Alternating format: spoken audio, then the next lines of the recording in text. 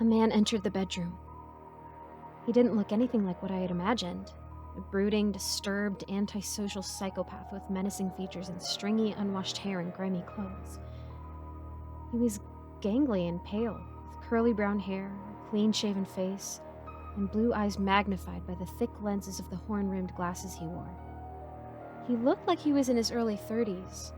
He was dressed ridiculously like a stereotypical nerd, high-waisted khaki pants, red suspenders, a bow tie, and a corduroy sports jacket. He reeked of cheap cologne. He looked about as threatening as a piece of soggy toast. I was surprised by how normal he appeared, except for his pale blue eyes. There was something slightly off about them. They were too wide and too bright, with a faraway look in them. He beamed happily at the sight of me. "Hi, Emily," he said cheerfully in a weirdly artificial, high, upbeat voice. "Are you ready for our date?" I gaped at him, taken aback. "Date?" For a moment, I couldn't find my voice. Finally, I stammered, "What?" "It's Valentine's Day. You said you'd go out with me." I looked down, noticing for the first time he was holding a heart-shaped box of chocolates and a bouquet of red roses, identical to the ones he had left in my bathroom. I felt like I was dreaming. This was too surreal, too bizarre to be really happening. I don't know what you're talking about, I said warily. "Who are you?" He let out a good-hearted, slightly bemused chuckle. "Don't you recognize me, Emily?" No, I didn't recognize him. I had never seen this creep before in my life, and why did he keep calling me Emily? "It's me," he went on before I could reply. "Eddie, from school. We just talked earlier today in the hallway, and you said you'd go out with me tonight. Valentine's Day night." Eddie. That name rang a bell somewhere in my mind, but I pushed that aside for the time being. I asked him, "Where am I?" He looked honestly puzzled. "What do you mean, where are you? You're in your house, in your room. Your parents are downstairs. They let me in. They said you were ready to go." This just kept getting weirder and weirder. This guy Eddie, or whatever his name was clearly nuts.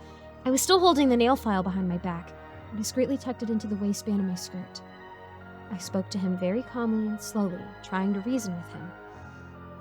"Look, Eddie, I don't know what you think this is, but you're wrong. I'm not Emily. It's not my name." He frowned, troubled. "Yes, it is. You're Emily Glover. You're a senior at Fugate High, just like me." I spoke to him like a parent gently explaining to their child that Santa Claus isn't real. "That was just a television show, Eddie. That was a character I played. It was a long time ago. I'm not in high school. I'm not a teenager. I'm in my 40s. He shook his head in negation. I know who you are. You're Emily Glover. You're 17 years old, just like me. You're the daughter of Glenn and Patricia Glover. Your brother Tucker goes to our school too. And you have a younger brother named Jesse." "They're not real, Eddie. They were just characters played by actors, like me." He was getting agitated. "No, you're real. You're just trying to trick me. You can't back out now. You promised me you'd go out with me for Valentine's Day, Emily." Something in me snapped.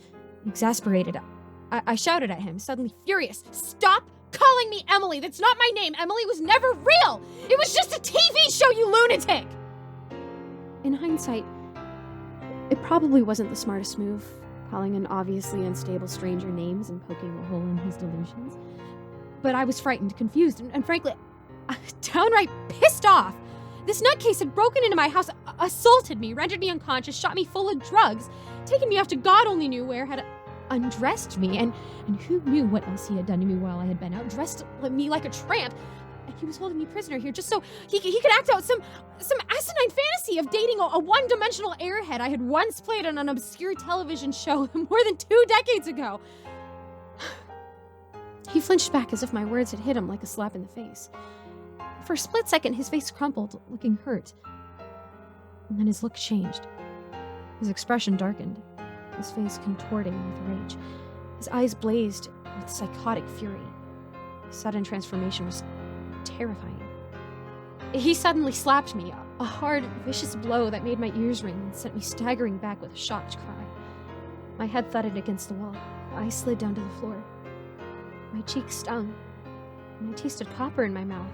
I touched my lips and my fingers came away red and moist. He had hit me so hard he broke skin. In the blink of an eye, he had hauled me to my feet and was shouting in my face, his own face so close to me he was spraying me with spittle. "Don't ever talk to me that way again. How dare you? Who do you think you are?" He was shaking me as he raged on, his face red and twisted in his insane anger. He looked dangerous, monstrous even. I was crying, whimpering, terrified, out of my mind, certain I was about to die. His seemingly harmless, dweeby demeanor was gone. It was as if a mask had been removed and I was seeing the real face he wore hidden beneath, like I was seeing his true personality. The nail file. Oh God. I shoved him back, taking him off guard. He lost his balance and fell backwards on his butt with a cry of surprise. I pulled out the nail file from the back of my skirt and raised it, prepared to leap on him and stick it to his throat. Like a magician performing a magic trick, a shiny silver revolver appeared in his hand, the barrel aimed up at my face, the bore looking as huge as the mouth of a tunnel. I recognized that gun. It was my own .357 Magnum, the one I kept in my closet for protection. I froze. The nail file fell from my hands.